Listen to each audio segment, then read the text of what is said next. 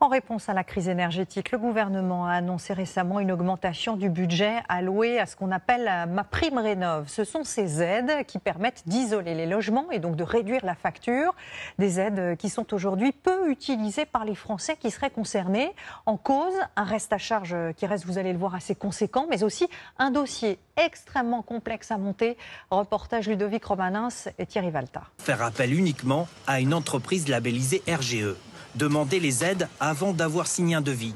Établir une facture conforme au devis initial. En cas d'erreur, les aides sont refusées. Une pression supplémentaire sur un chantier global comme celui-ci. Isolation des murs par l'extérieur avec des panneaux de fibres de bois. Installation d'une pompe à chaleur. Les ouvriers travaillent ici à tous les étages. La maison de Nathalie Campion sera en travaux durant 2 semaines. Coût total, 43 200 €. En déduisant les aides, il lui reste à payer 27 600 €. Il n'y a pas assez d'aides aujourd'hui, ni en termes d'accompagnement, ni en termes financiers. C'est encore trop lourd, quoi.